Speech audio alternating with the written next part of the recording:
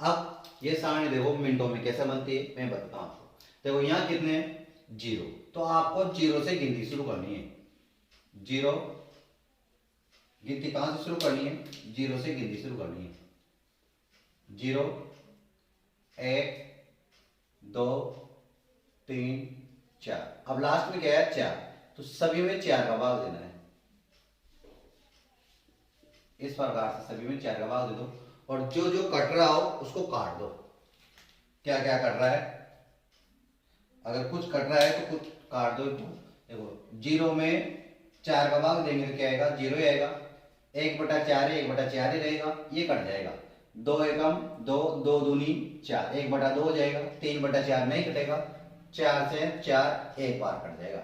अब इन सबका वर्गमूल करके और यहां लिख दो वही किसका मान होगा? साइन थीटा का मान होगा। देखो जीरो का वर्गमूल जीरो, एक बटा चार, तो एक का वर्गमूल एक ही होता है और चार का वर्गमूल दो।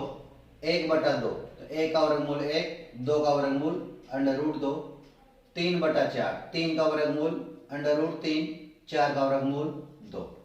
फिर चार बटा चार यानी एक, एक का वर्गमूल एक। अब जैसे आपने साइन का मान इस प्रकार से निकाल ही लिया, अब ये पहली लाइन देखो आपको सब इस पहली लाइन को रटवाएंगे, लेकिन पहली लाइन रटनी नहीं है, इस तरीके से आप इसको निकाल सकते हो।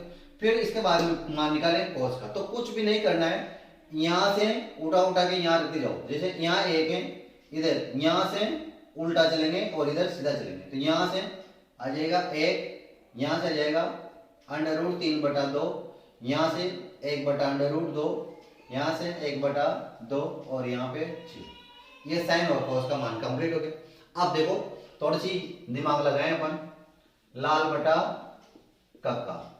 देखो यहाँ है साइन थीटा, यहाँ है कॉस थीटा, यहाँ है टेन थीटा। अब देखो टेन थीटा क्या है? लंब बटा आधार है और टेन थीटा का सूत्र होता है साइन थीटा बटा कॉस थीटा। इसको आप ऐसे याद रख सकते हो। देखो साइन थीटा का मान क्या है? लंब बटा कर्ण है, तो लंब बटा कर्ण। और कॉस थीटा का मान क्या है? आधार बटा कर्ण है, तो आधार बटा कर्ण। तो देखो कैसे क्या तो कट गया, लंब बटा क्या है? आधार। ये किसका मान है? टेन थीटा का ही तो मान है। इसका मतलब साइन में कोस का भाग दो में पास किसका माना जाएगा? टेन थीटा का माना जाएगा। तो आपको कुछ नहीं करना है, ये जैसा लिखा हुआ है वैसा का वैसा ही आपको भाग देना है। साइन थीटा में कोस थीटा का भाग देना है। जीरो में एक का भाग देंगे तो क्या आएगा? जीरो ही आएगा।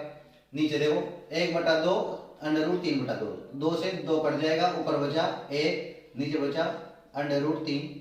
अंडर रूट टू से अंडर रूट टू कट जाएगा, एक बटा एक बचेगा तो एक ही आएगा।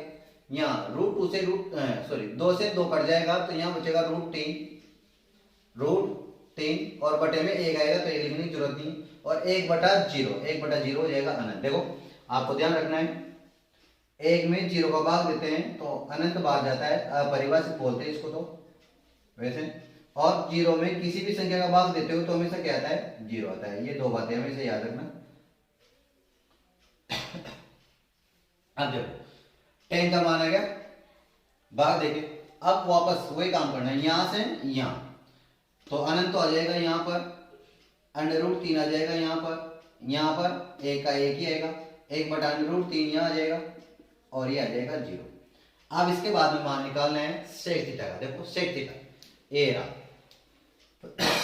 साइन कॉस टेन कॉट और सेक। तो बताओ कॉस का उल्टा कौन है? सेक। कॉस क्या है? आधार बटा कर्ण। सेक क्या है? कर्ण बटा आधार। इसका मतलब कॉस क्या हुआ? सेक का उल्टा।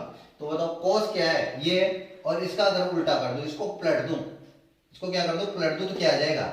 सेक आ जाएगा। तो बस कर दो काम शुरू।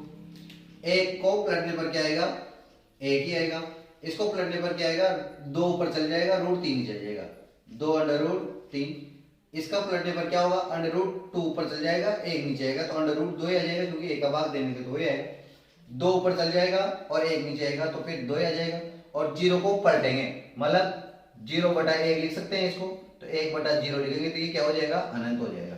ये है किसका मान आ गया? सेक का। अब वापस दोबारा सेक का मान आ गया ना, तो बस इसको यहां से लिखना शुरू कर दो, अनंत, फिर दो, फिर रूट टू, फिर टू, रूट थ्री, फिर वन। इस प्रकार से आपकी सारणी क्या हो जाती है, कंप्लीट हो जाती है। और बहुत ही आसान तरीके से आप इस सारणी को बना सकते हो।